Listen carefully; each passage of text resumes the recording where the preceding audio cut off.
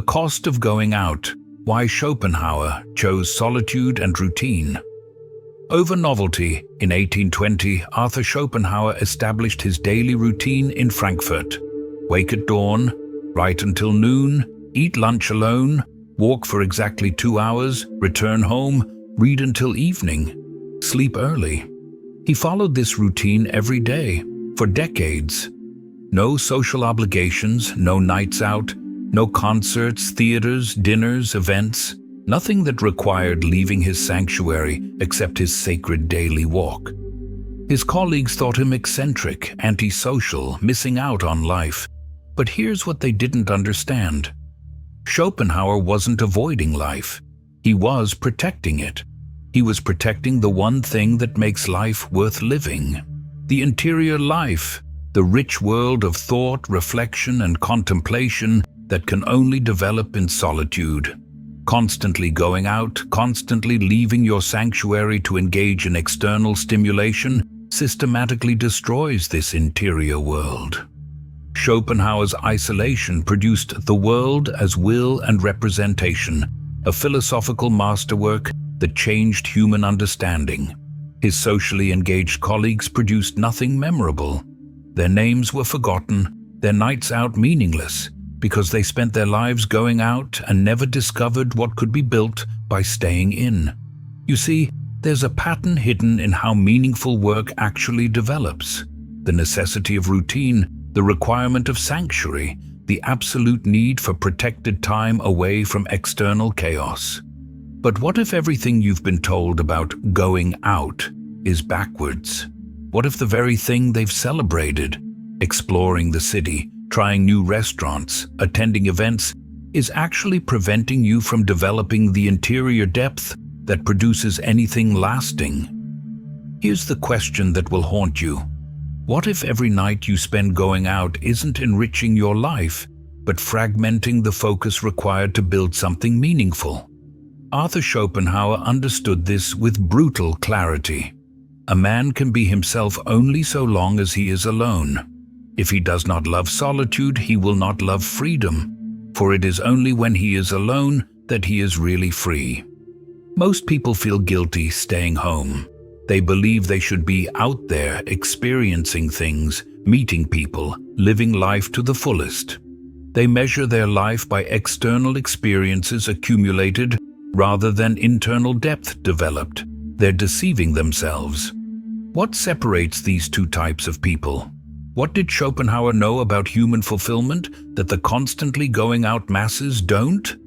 Stay with me, because what I'm about to reveal will shatter everything you thought you knew about experiences, routine, and what going out is really costing you.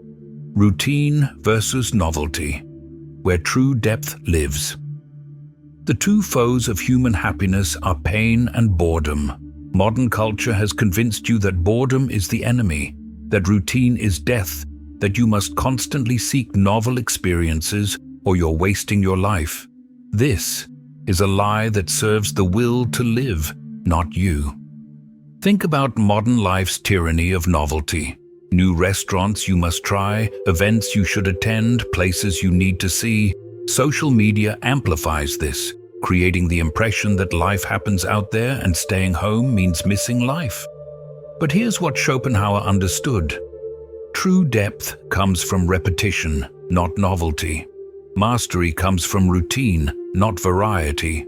Understanding comes from sustained focus on the same questions, not constant exposure to new stimuli.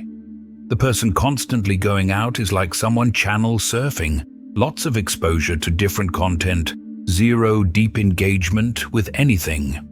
The person who stays in is like someone reading one profound book repeatedly. Each reading reveals new layers. Understanding deepens.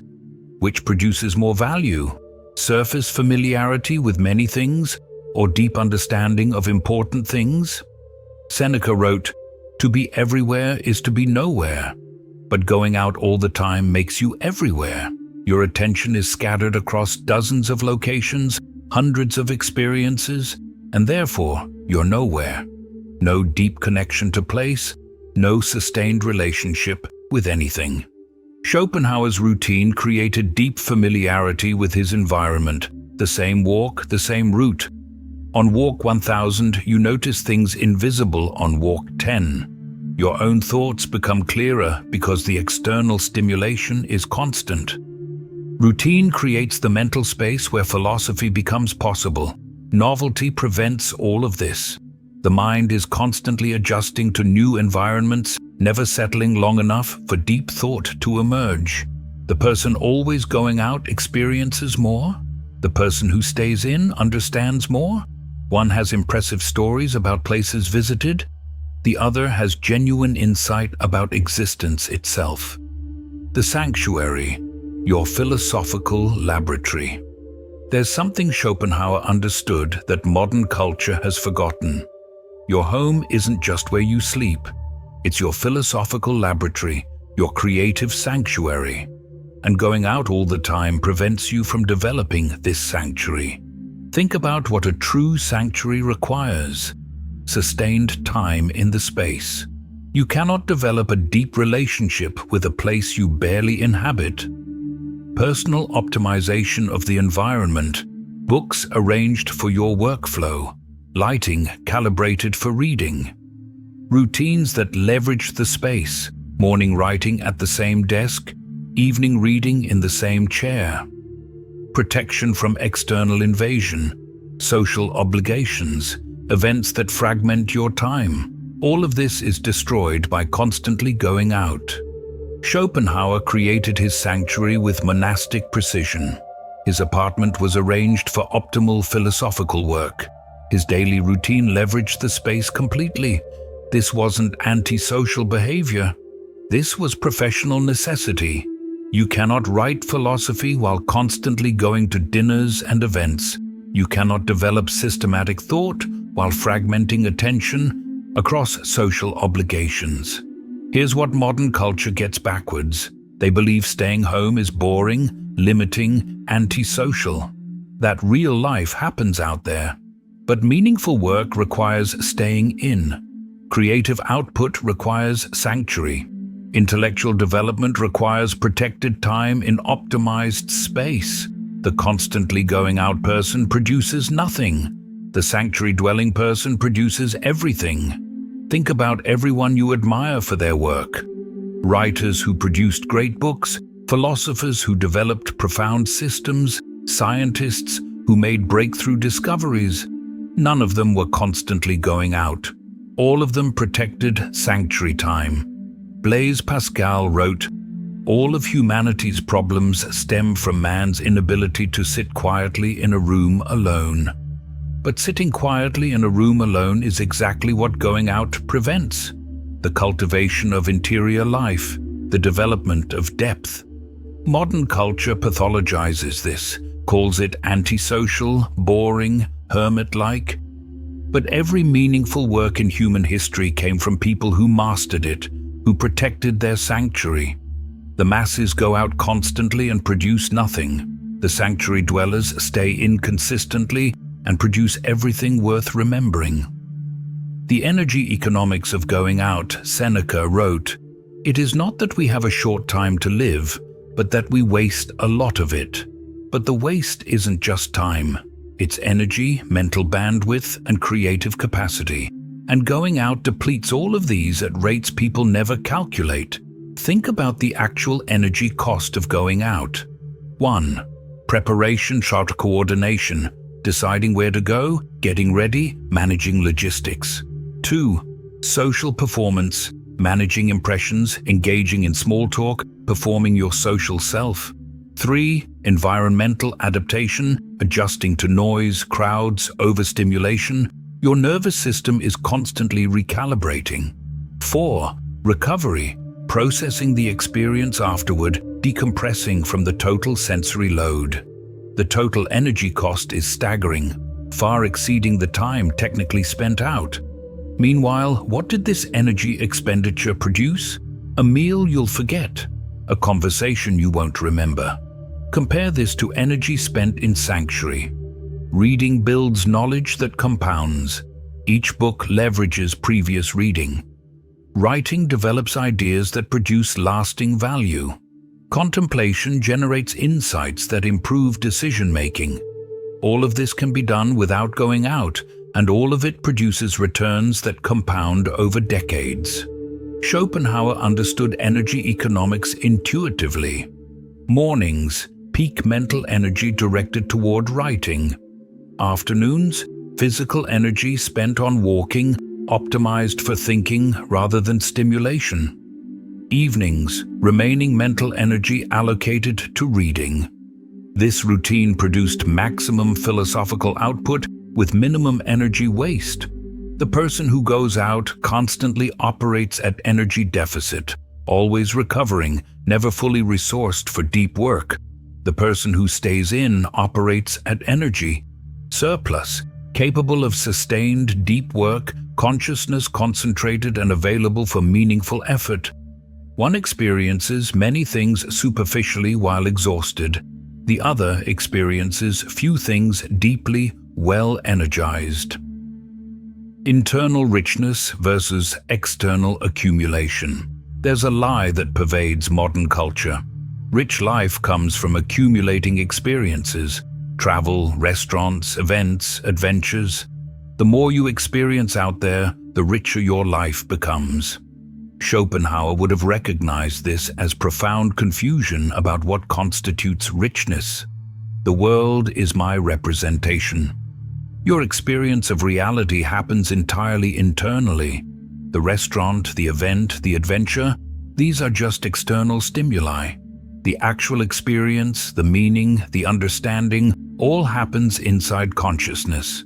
And going out constantly prevents the internal processing that transforms stimuli into genuine experience. Most experiences people accumulate are just sophisticated entertainment, consumption disguised as enrichment, stimulation mistaken for growth. Real richness comes from internal development, not external accumulation. The person who stays in with great books experiences more than the person who goes out constantly, because reading The Brothers Karamazov changes how you understand human nature. That understanding enriches every subsequent experience for your entire life. Going to another restaurant doesn't change anything. It's just temporary stimulation that fades. Seneca understood this. It is not the man who has too little, but the man who craves more that is poor. But going out creates craving for more experiences, more novelty, more stimulation.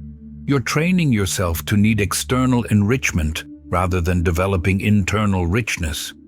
The sanctuary dweller develops internal richness that needs nothing external. They can sit alone with their thoughts and find it infinitely engaging. Thoreau went to Walden not to experience more, but to experience deeply. I went to the woods because I wished to live deliberately, to front only the essential facts of life. But you cannot live deliberately while constantly going out, cannot front essential facts while distracted by inessential stimulation.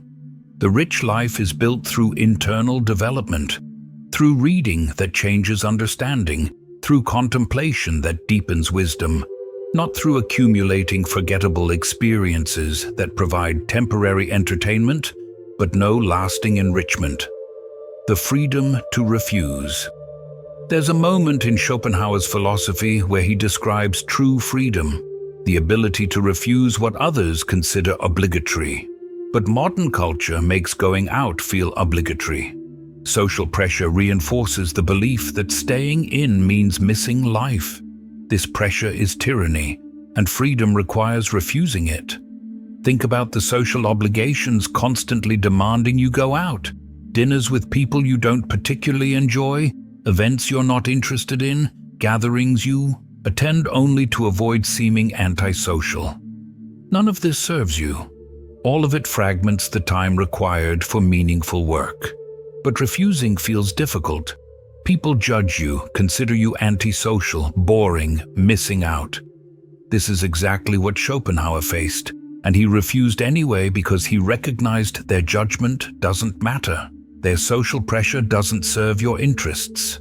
The freedom to stay in is the freedom to build something meaningful. to protect the time required for work only you can do. Seneca taught, associate with people who are likely to improve you. But most going out activities associate you with people who don't improve you, who consume your time, who fragment your focus.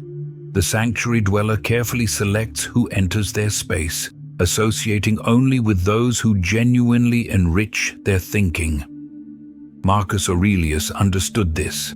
The object of life is not to be on the side of the majority, but to escape finding oneself in the ranks of the insane. But the majority is constantly going out, never staying in long enough to develop interior depth. This is collective insanity, and escaping it requires refusing to go out just because everyone else does. The free person stays in, protects sanctuary, refuses social pressure, and builds the interior life that produces meaningful work. You stand at the choice now. Down one path lies what culture celebrates, constantly going out, accumulating experiences, always being where things are happening. You'll have impressive stories about places you've been, but you'll wonder in rare, quiet moments alone why you feel so empty despite all these experiences, why you've built nothing lasting, why your interior life is so impoverished despite your external adventures. Down the other path lies something rarer, the deliberate cultivation of sanctuary, staying in, protecting time, building routine, developing interior depth that doesn't require external stimulation. This path offers no guarantee except one. You will build something meaningful, develop genuine understanding, and create work that outlasts temporary experiences. Marcus Aurelius understood, very little is needed to make a happy life. It is all within yourself. But what's within yourself only develops through time spent there, through staying in rather than constantly going out. Write in the comments, I choose sanctuary over novelty. Let's see how many are ready to stop fragmenting their lives through constant going out. How many are prepared to protect the time meaningful work requires? The constantly going out person experiences many things superficially and understands nothing deeply. The sanctuary-dwelling person experiences few things deeply and understands everything more richly. The choice is yours. The pressure to go out is constant. The judgment for staying in is real. But you can refuse. And in that refusal, you'll discover something profound. You never needed constant external experiences to build a rich life. You just needed protected time and optimized space to develop interior depth that makes every experience richer. Schopenhauer stayed in and produced philosophy that endures centuries. His constantly going out contemporaries produced nothing memorable. The difference wasn't intelligence. It was the courage to stay in when everyone else went out. Now act accordingly.